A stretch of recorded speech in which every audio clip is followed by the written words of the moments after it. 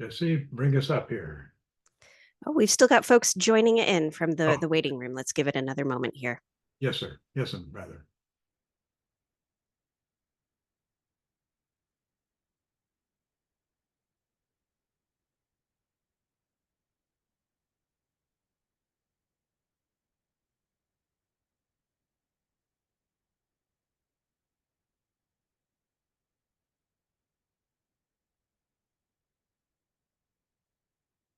Oops.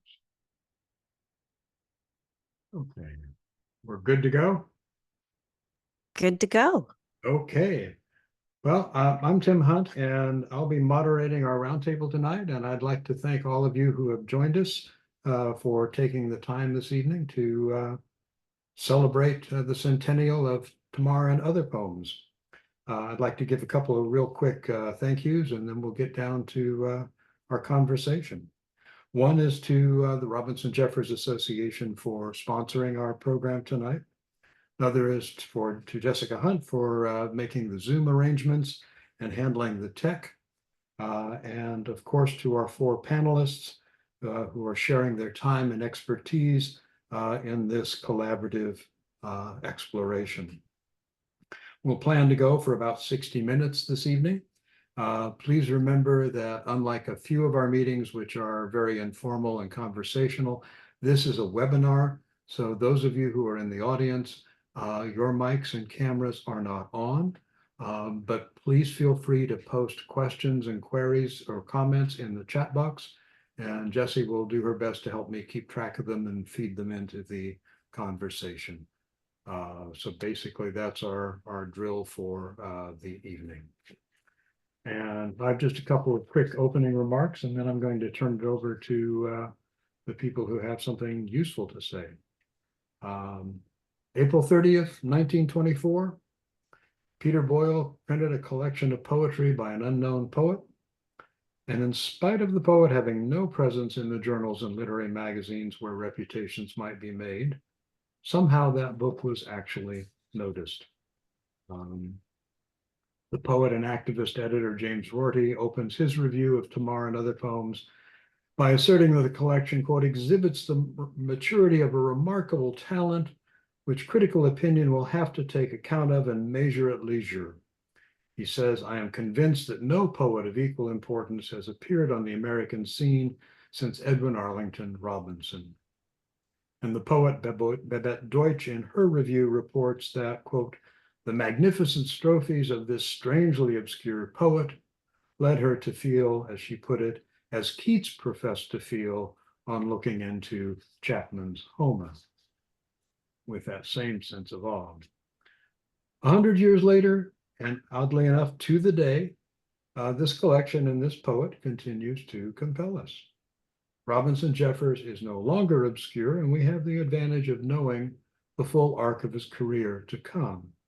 And yet, Tamar, both the strange title narrative and the shorter poems gathered in the collection still have the power to make us feel that sense of breadth and depth that Keats reports he felt on first looking into Chapman's translation of Homer. And that leads me to pitch a question to our panel, and I'll be prepared to add other questions as we need them for the conversation, but otherwise we're going to let this conversation go where it takes us. So my opening question for us to at least mull around a little bit with is, how can we best recover and understand the impact of Tamar in the era of its publication in the mid-1920s? Does historicizing Tamar enhance our understanding of the work or distract from its timelessness?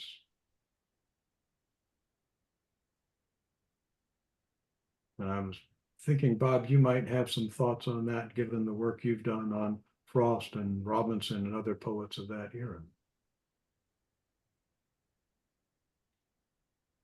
You need to unmute your mic. There we go. There we go. Thank you. I think understanding in some specific way the confluence of thinkers that were swirling in Jeffers' mind and soul is worthy endeavor.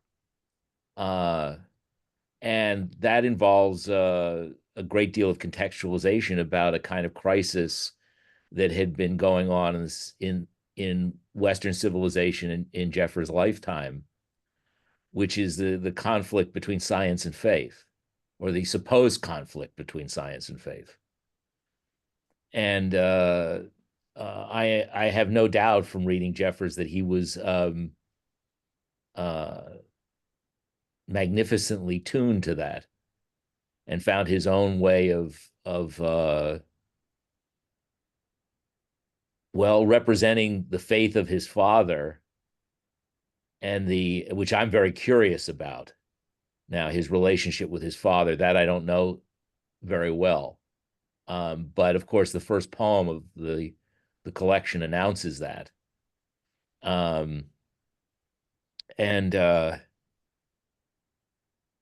So I think both intellectual contextualization, some biographical contextualization, and some contextualization about the place in which he wrote, it would all help to recover the work for contemporary readers. Well, I mean, Brett? when I was in so long ago in graduate school and studying, modernism, it was like 1922 was a watershed because of, The Wasteland being published, and Ulysses, Jacob's Room, E. Cummings. And so it felt like, okay, history starts here.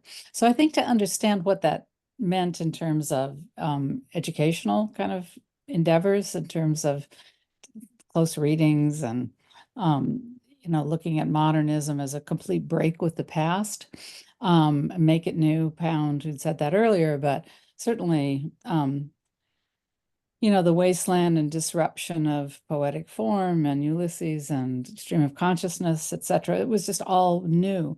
And I think Jeffers is coming out of the West, and that sense of the expansiveness of his verse, and, something that was totally different, and maybe a kind of liminality to it, with the narrative poems seeming to come out of the 19th century, and yet, the violence and the disruption coming out seeming new. I see him sort of as a figure who could occupy a kind of, liminal terrain. And what is this voice from the West, and how is it new, and how does he fit into, this schema that we've been taught for so long, dominated by East Coast writers, of course.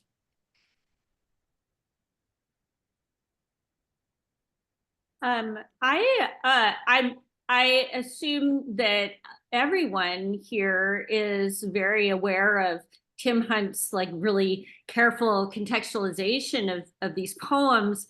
But one thing that, as I was rereading this manuscript and thinking back about its long construction, over time, and its belabored construction, the worrying that Jeffers did with it, like trying to get all the pieces correct, putting poems in, taking them out.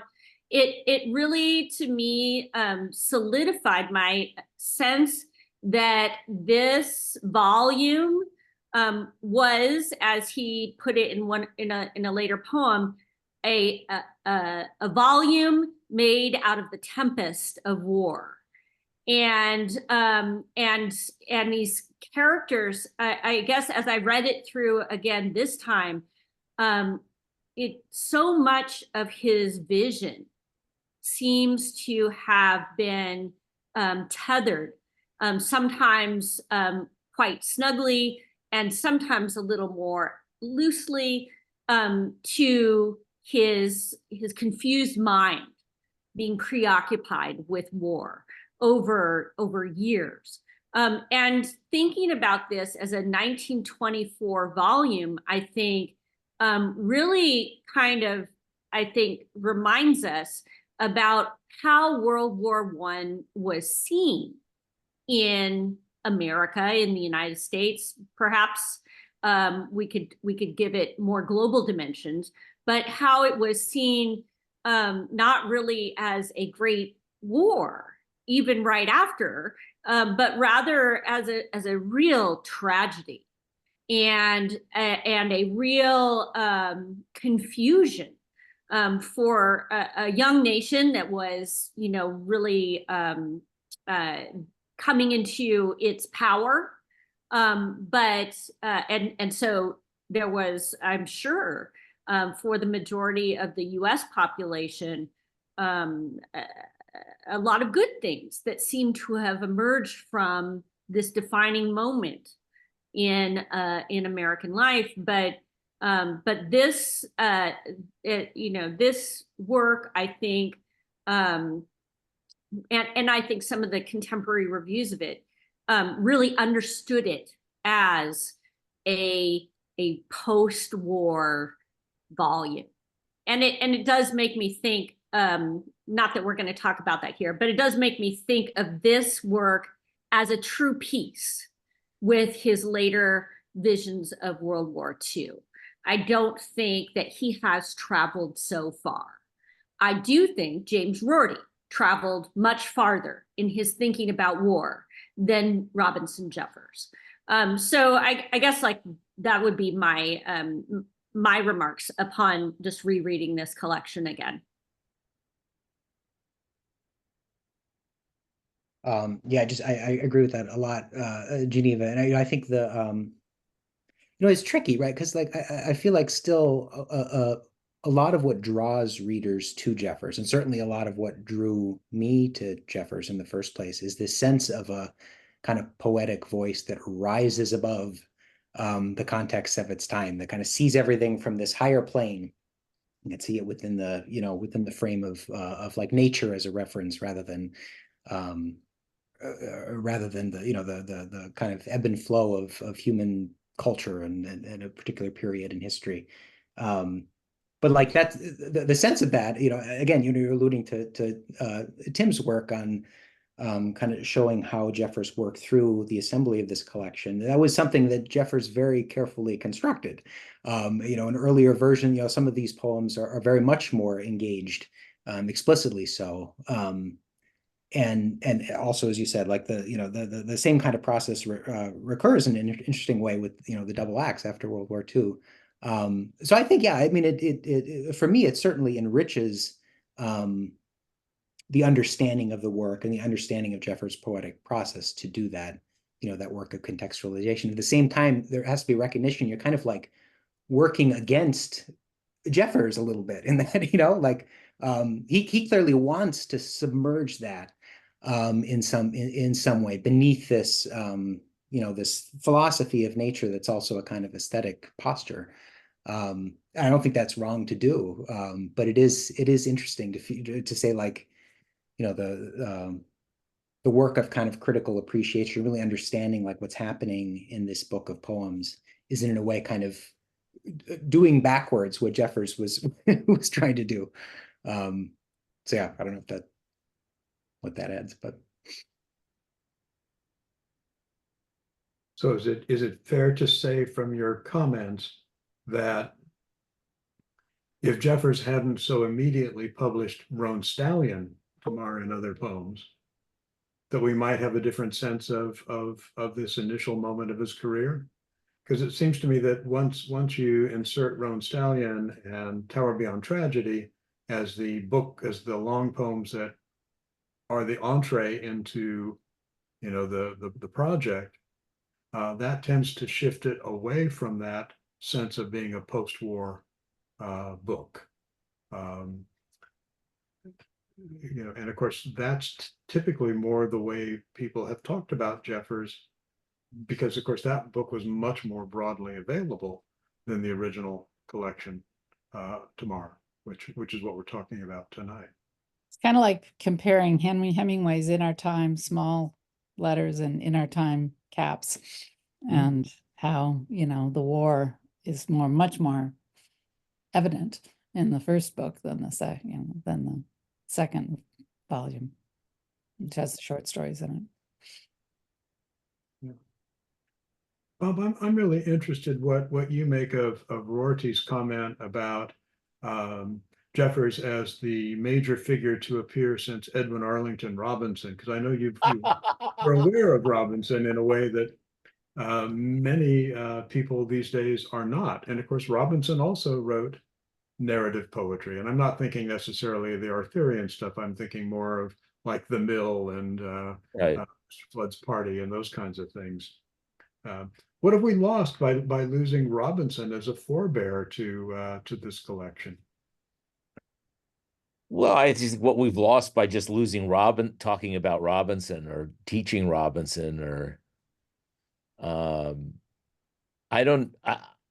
wouldn't see, well, there's a sensibility in of both that I think, well, I would call them overlapping shadows, but I wouldn't really see Robinson. I don't really see Robinson in the context of Jeffers so much. Okay. Jeffers did admire Robinson. He confessed to that. Oh, I didn't know that. That's good to know. It's a stray remark. It's not much circulated, but he was definitely aware of E.A. Robinson's work. Mm-hmm. Well, I'm sure he was interested in Robinson's attempts to write longer narrative poems, but I'm sure he also admired the sonnets, yes, and the shorter lyrics as well, and the construction of a scene in Tilbury Town, the drama, yeah, the that sense of location, right? Yeah.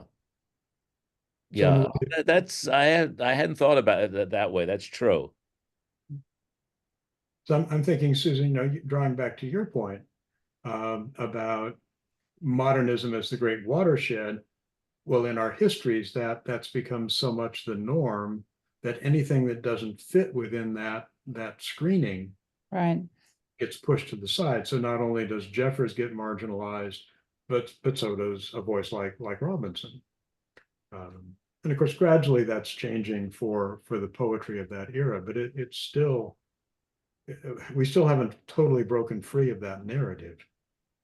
no, and that's because of the, sort of the power, the initial power and perhaps continuing power of something like The Wasteland and Ulysses and Virginia Woolf. Those were pretty towering works to say, okay, what does modernism mean, and define it in that context. And so for Jeffers to issue this book 2 years later, I think you have to look at it in that context, and the fact he was a Californian, and whoever heard of anybody writing about California.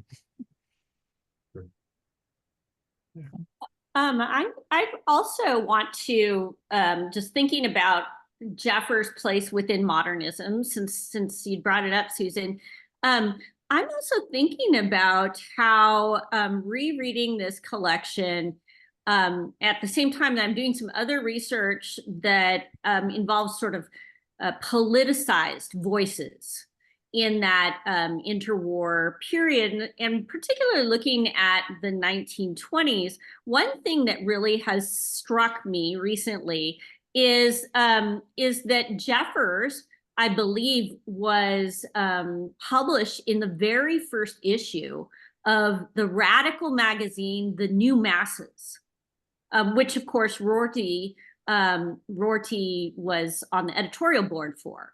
And he was really understood with Tamar specifically, but also the poems that are in this collection, along with Roan Stallion. But we'll say the poems in this collection in particular as comprising as something of a radical voice.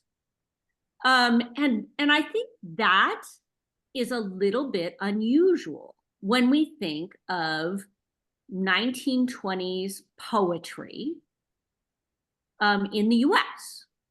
And so I guess I think Jeffers' radicalism, or perceived radicalism, as he was first embraced by a number of critics, I think that it also has to be something that's on our mind as we go back and read this. I mean, if we want to go back to the 20s, to the early 20s, and immerse ourselves in his reception for a moment. I think his readers were seeing him quite differently in the 20s than they did later. And he didn't fit really with the modernists, the high modernists in the 20s, because he was too radical, is one thing I would like to propose. And I want to make one more side note on that.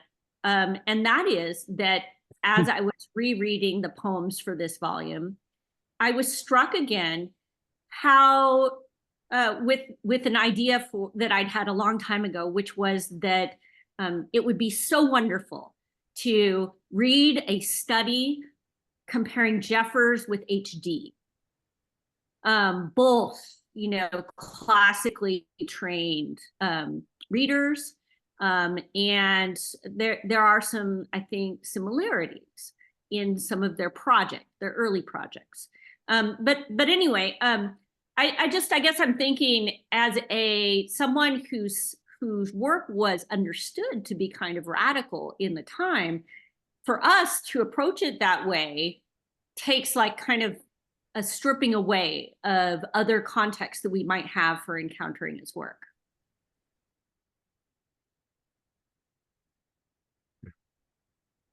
So what would be some of the context to strip away? Well, I mean, from my perspective, I think that you know, the new critical turn later was not kind to Jeffers, as we know, and also I believe was somewhat of a more conservative politically kind of program. And I think that gives us some thoughts about why Jeffers may have been neglected later, for one. And then I also think that by, you know, even the mid 30s, by even the early 30s, Jeffers was being turned away from by the same people who had initially trumpeted him, Rorty being one of them, Deutsch being another, the new masses being yet another, right? So these politically radicalized people who were very passionate and full of enthusiasm for the right line politically, really, I think, had little tolerance for Jeffers' kind of uncorralled political views. And I say that because I really think he has much more politically in common with the early masses and new masses kind of attitudes towards radical, and I hate to kind of bring our contemporary political vocabulary into this, but like a radical libertarianism or leftism, right? It to me, I think he maintained his line in some ways as the left changed around him by the late 30s. And I guess I'm reading Jeffers. This is my own project, but I'm reading Jeffers at the same time that I'm reading John Dos Passos. So we have a very similar kind of trajectory going on with him as well. But I guess some of the things that we know about Jeffers later and about Jeffers' reception later, I think really affect the way that we can see him now.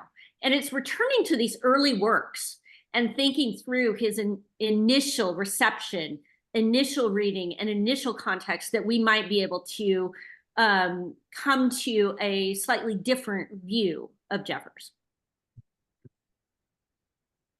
Can I ask a quick question? Because it's not something I thought to explore before, but do you know how the publication of Jeffers in New Masses was like initially received? Like that makes a lot of sense what you're saying about how Rorty would have seen some connections there, and and a relevance to that audience. But I'm just wondering how, was anyone surprised to see a poem like Apology for Bad Dreams in a publication like that? No. I'm not aware of there being a documented response per se. Rorty sought him out to publish in New Masses. I mean, that's clear. And obviously Jeffers thought enough of Rorty and the occasion to give him what he knew to be a really pivotal poem in his body of work. So I mean, there's that. And then just a few issues later, Jeffers is named first and featured first among a group of, I think it's like probably 7 writers, where he's asked questions about what it means to be a writer today, what contemporary politics means, and things like that. So presumably that's not just Rorty, but that's a whole editorial staff decision to include Jeffers among a very small number of esteemed writers and to feature him first. What if we pivot and invert the question, and ask, how do we regard this book in the present?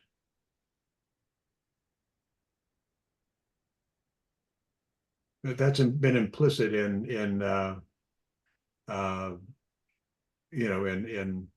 of the comments, that there's a difference between how it would have been understood at the time, or how it was contextualized at the time.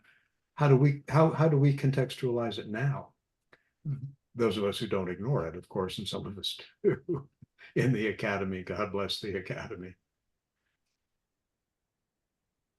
So how do we frame it now? How do we make it relevant now? Obviously, the environmental literature dimension is one. I can imagine the issue of Western literature, California literature, regionalism being another, the impact on people like Steinbeck. I'm looking over at Susan as I Yes. say.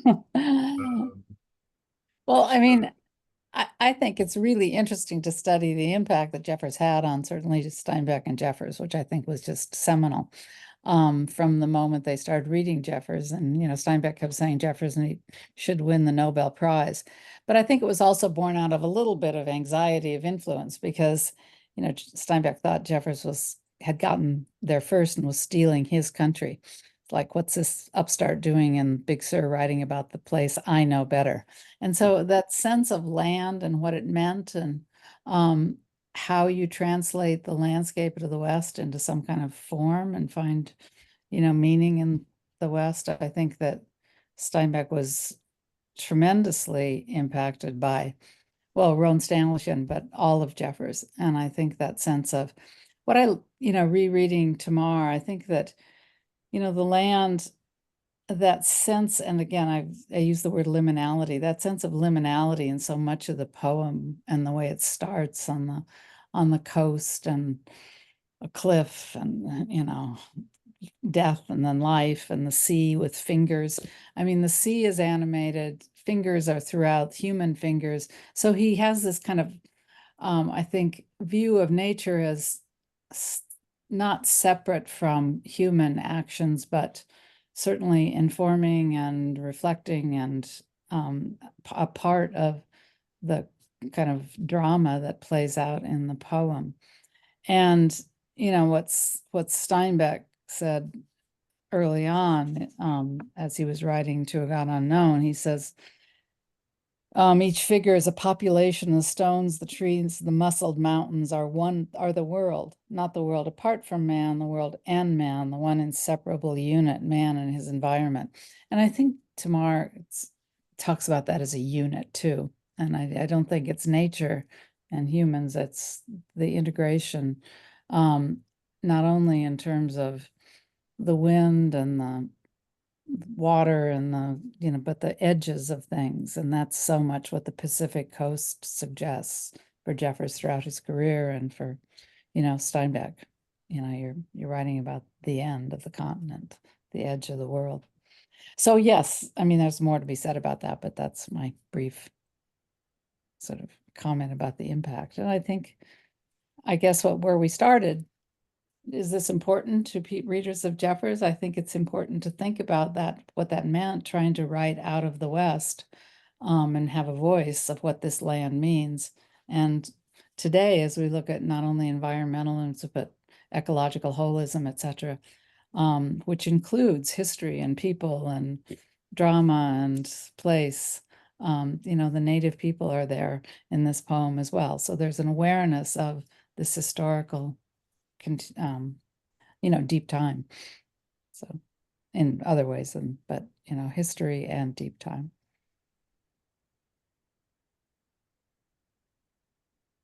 That also sort of brings us back to the vexed question of, is Jeffers a romantic or not? Or, you know, which is one of the charges against him. And, you know, I think implicit, Susan, in what you're saying is there's a difference between regarding nature, which let's say Wordsworth is doing, and expressing nature, which I think is what Jeffers is trying to do. But in order to express nature, you have to treat it as if it is a being itself, which you are within.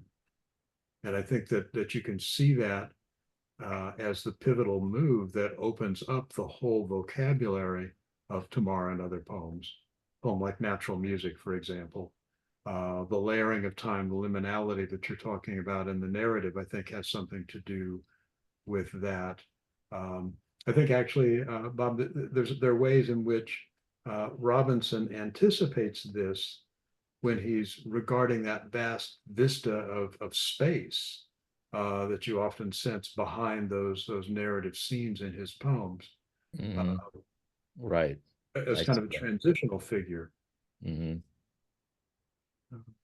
But then that leads us to a different way of understanding the emergence of those traditions.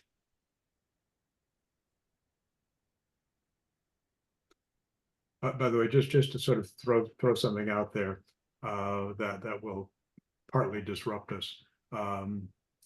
Jeffers was convinced that one of his favorite 19th century American writers was Poe. Interesting. Everybody liked Poe. But there is a Gothic element in that narrative. And yet there's the Emersonian strand as well. So it's a kind of an odd collision. And that goes back, Bob, to your original point about the question of the religious vision, because it's also infused with that sense of trying to find a viable ground for religious faith in the present moment. Well, that seems to be one of the reasons I think his poetry is going to survive for a very long time, because of that quest. And you know, my own experience, the way I got interested in the Polish poet Czesław Miłosz was by reading a Donald Davies book about him, in which he quoted from Miłosz's essays on Jeffers extensively. And as I'm sure you know, Miłosz wrote not one but 3 essays and a poem on Jeffers, and it was a preoccupation. And I think those are two minds deeply preoccupied with the problem of theodicy, and the experience of evil and the redemption of sin. Whether or not, you know, I think everybody's comfortable in talking in those terms, I still think they are present forces in Jeffers' work. You know, and he had an impact on Miłosz, even though they never met. Right. Yeah. He had an impact on a lot of poets that we don't really pay attention to. So somebody was about to jump in there. Oh, I was just going to say, in terms of romanticism, I mean, Wordsworth had this faith that he could, you know, become a part of, you know, the divine, that sense of that sort of that Emersonian faith as well. But Poe and Melville, you know, it was going to lead you into some dark corners if you believed that the humans could, you know, transcend and find any answers. So I think Poe, and like you think of Arthur Gordon Pym and where that, you know, sucks him into the vortex. I mean, that would be so appealing to somebody writing about Tamar, because look where you're kind of being sucked into a vortex of the poem. So it's the same kind of sense of you exceed limitations, human limitations, and that takes you into pretty dark places in the natural world. Mm-hmm. Frightening sense of otherness. The romanticism, I've never totally felt like that worked for Jeffers for me, but on rereading again, I don't think I ever paid much attention to that sonnet sequence, The Truce and the Peace. Reading that through again, especially at the end, the final poem that he has in there, the final sonnet, I feel like that one really hit me as like very infused with this romanticist sort of tendency and impulse to tie things up neatly, to sort of package it neatly. And he does have that quality to a lot of his poetry, even the narratives. For instance, the end of Tamar, that kind of very quickly wraps it up as a story. I feel like that element, that impulse, is something that doesn't totally fit into Jeffers' worldview. I think that in the early versions of the prefaces for this volume, Jeffers kind of struggles and mentions that a moral story has a narrative arc and an ending. And so, of course, like his work is moral, you know, I think is what he's getting at, which is probably not the first word that would come to mind with virtually anyone who reads his narratives. So it's interesting that he kind of thinks along those lines. And I feel like that idea is coming out of maybe a romantic vision, but maybe also that that preoccupation with the spirit in this big sense, right? The Christian God, but more enveloping than that. I think also feels to me like that is very much part of what we're seeing with Jeffers too, like an almost animistic kind of element that he's finding in nature.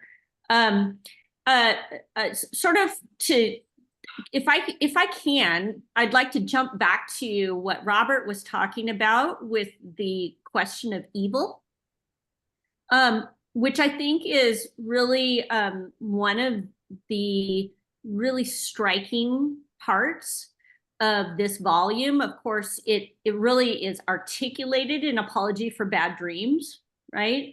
Which comes out just a little bit later, but I feel like it's part of this volume in a lot of ways. It's a summing up maybe, or a reflection, but the problem of evil, I feel like must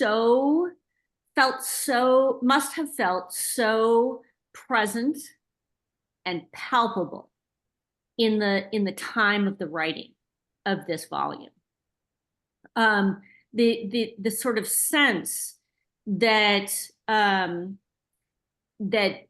that is an unanswerable and unreckonable kind of element of modernity, I think is something that Jeffers shines a spotlight on, and I think really reckons with in a variety of ways in this volume and later also. But I think that struggle is one of the things that just makes him so interesting. I think the idea that war is just a absolute evil that the whole world is reckoning with in the moment of the writing of this work, and that it seems unimaginable that this horrific slaughter could happen at a time that's modern. Like, feels to me like that's at the heart of sort of the impulse behind a lot of these poems. And this reminds me, and I'd like to share something with you all, if you would like. It reminds me of the contemporary poet Ellen Hinsey, who also was influenced by Milosz and Hannah Arendt. And she is writing poetry right now that has moved away from like maybe confessional lyricism to what she calls a more generous eye of human experience. And the idea of the more generous eye, I feel like, is something that Jeffers really already begins to articulate in this volume. This eye that is beyond the ego, beyond the self, that is the key to being able to find peace. And so I'm thinking the sort of rejection of the personal, the sort of interest in finding a trans-subjective narrative voice, right? And we see the beginnings of this in this volume. I think that's something that Ellen Hinsey is doing as well. And she's writing right now she's written about the war in Yugoslavia. She's written about populism as it has reemerged. Her focus is mostly Europe, but I imagine she might be thinking of the United States at this time as well. And I'm sure that if we're thinking about the contemporary relevance of Jeffers, we could see that the wars that are racking our earth right now feel as unmanageable, almost as inexplicable, as inconceivable to us today. They're causing great heartache and consternation to us today, you know, in a way that I think Jeffers speaks to. So anyone who might be interested in the current affairs of our moment, of literally this year, who is interested in the ongoing wars, who is interested and concerned with all kinds of pressing issues, I think could turn to Jeffers, and if not agree with his counsel, hear it for what it gives us. So you're shifting our focus a little bit.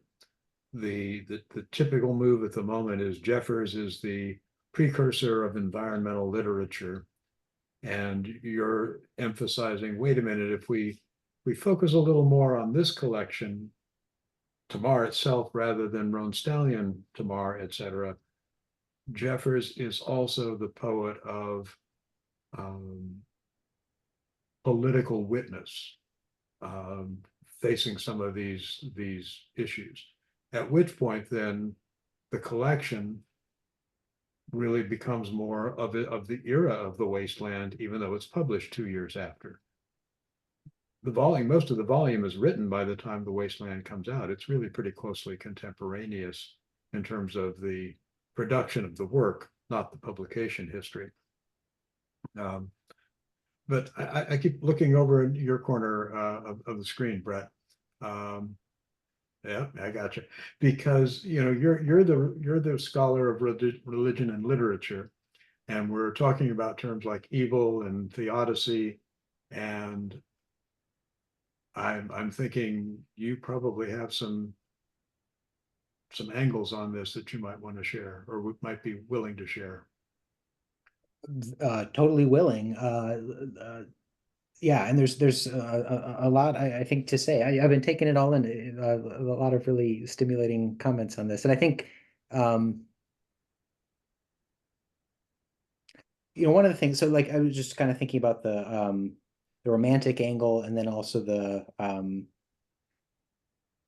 I mean, we haven't used this term yet, but kind of the sense in which there is a kind of residue of Jeffers' father's Calvinism, in the sense of like intense separation between the human and the divine. I think both of those are very much present, in this collection.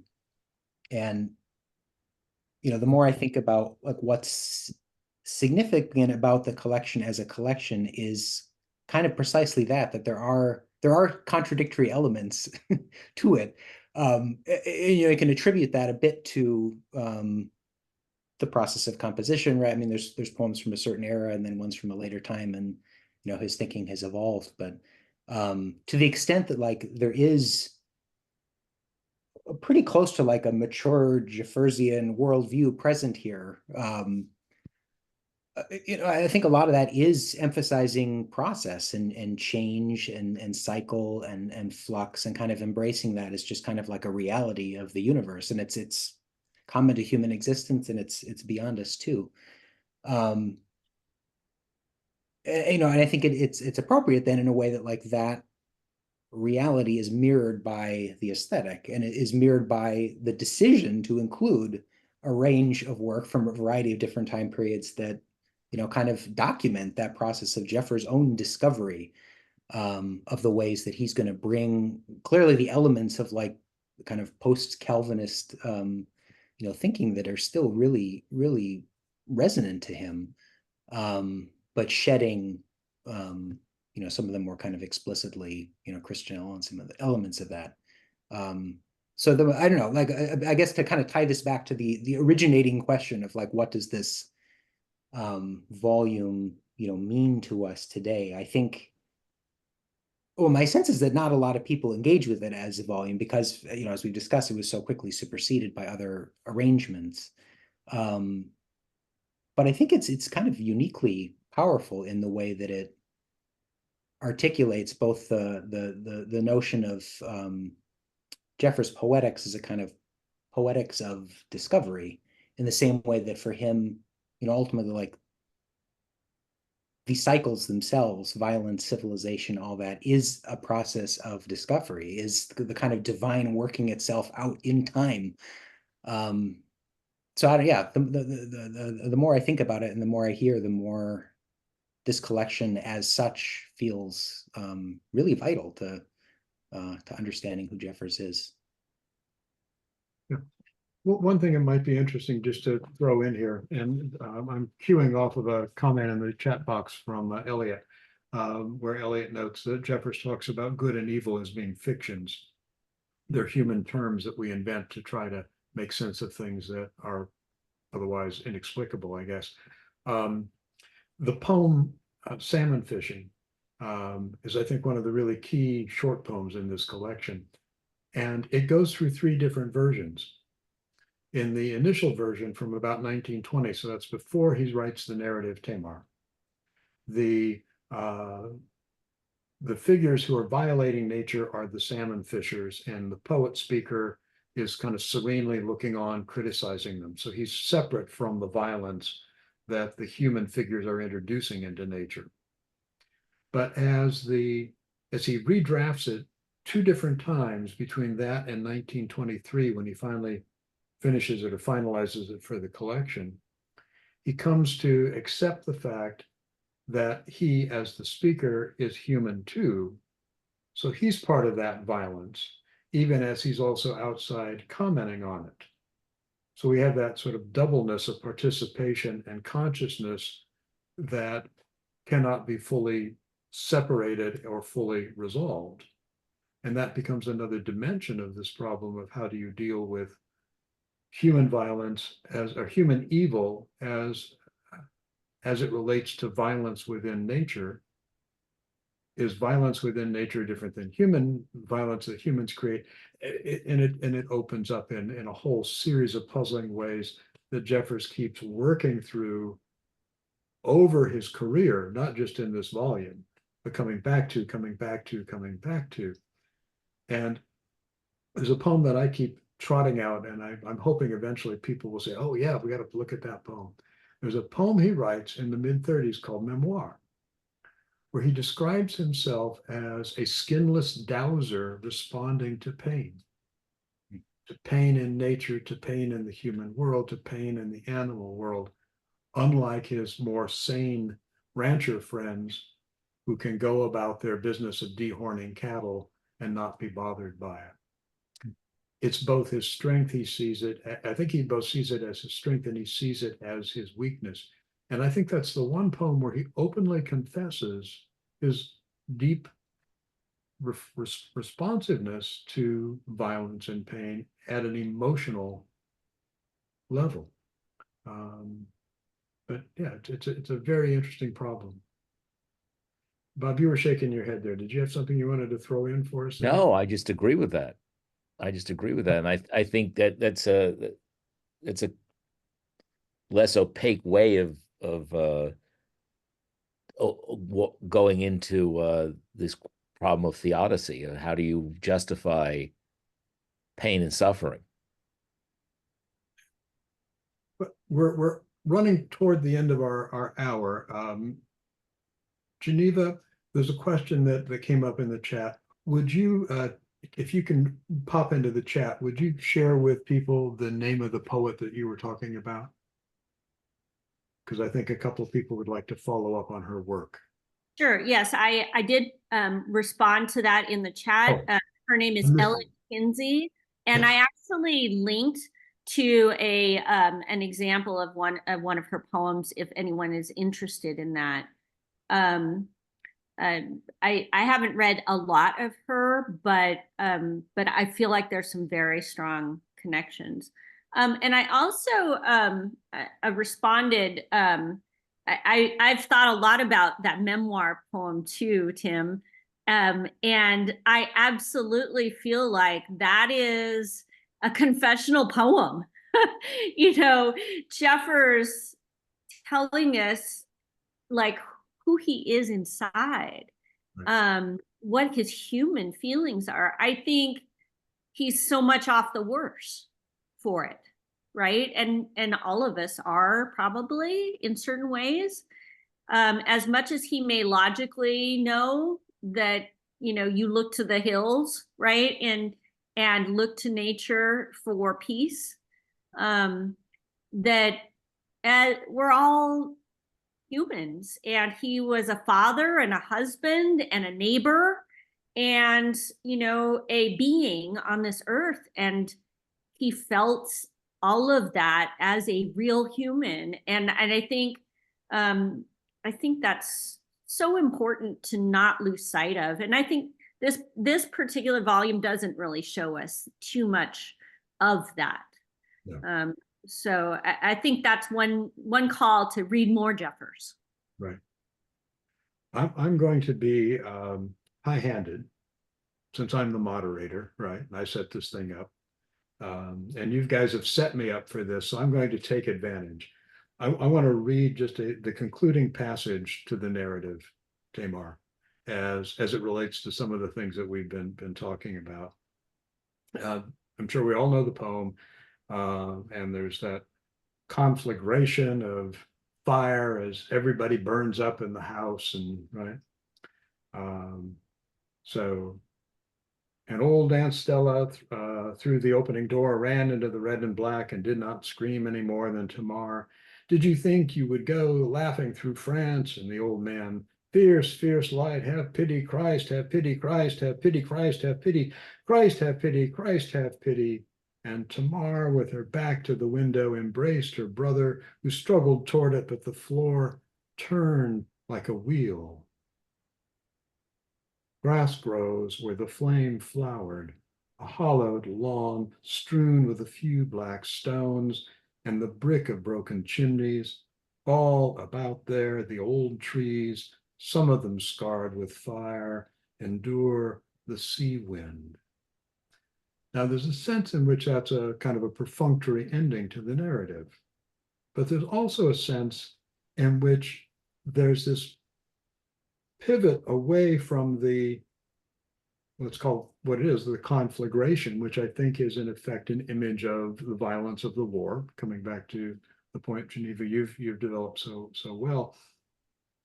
And there's this stepping back into a world of nature, which gets its impact because of how many different registers or measures of time are interwoven. How many different paces or speeds of change and permanence within nature are braided in those four few lines that gives it that sense of liminality and transcendence.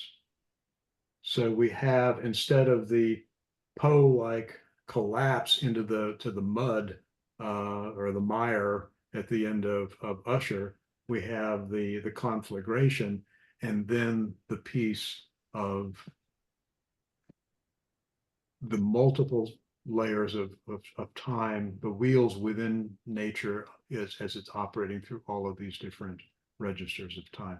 And that's a very typical moment in Jeffers, where we're simultaneously deeply down into something and simultaneously drawn out and away from it. And that leads me to one last comment where I get to play textual scholar, sorry. The poem that Jeffers wrote immediately before this narrative was Continent's End. The poem that he consistently placed as the concluding poem in each of the iterations of the collection is Continent's End. And in that poem, he talks about being both part of the tides of fire within nature and also aligned with the eye that watches, the divine perspective. And of course, it's only the divine that can be fully simultaneously both. But the poems are a constant attempt to move towards something of that simultaneity. And we get it momentarily at the end of the narrative as we expand out from that moment of fire. So we do, I think part of what we learned by looking at the book, and I think this has come out really nicely in the conversation, and I want to thank all four of you for your willingness to take some time and join us this evening, is that there's something to be said for recovering this collection as a collection and recovering the other collections as collections, because they were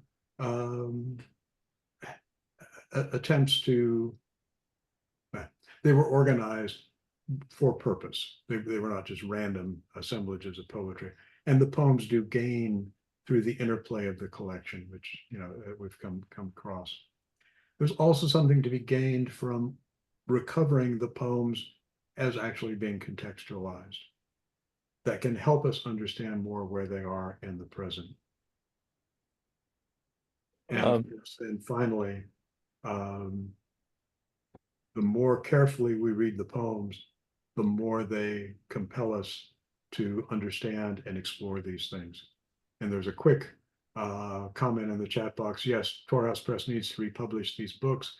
And I will let you all know that Tor House Press is in the process of publishing a Centennial edition of Roan Stallion, Tamar and Other Poems that we hope will be out by late summer or early fall, which will be the 1935 Modern Library iteration of it, with the added poems and the 1935 introduction included, using the corrected text from the collected Stanford edition as a trade paperback. So I'm hoping that's the first of a series. And that is, I should note, a Tor House Press project initiated and sponsored by Tor House Foundation, with some aiding and abetting from some of us in the Jeffers group. So that's a collaborative effort. And I want to give a shout out there to Elliot, the Tor House Foundation president, for his sponsorship of that. And I think that's where we're going to leave it tonight, other than, again, just to say thank you to everybody for being here to listen, and to Bob, Susan, Geneva, and Brett for getting out there and dancing without a net and seeing what we could learn from each other. Thank you all. Good night. Thank you. Good night. Good night.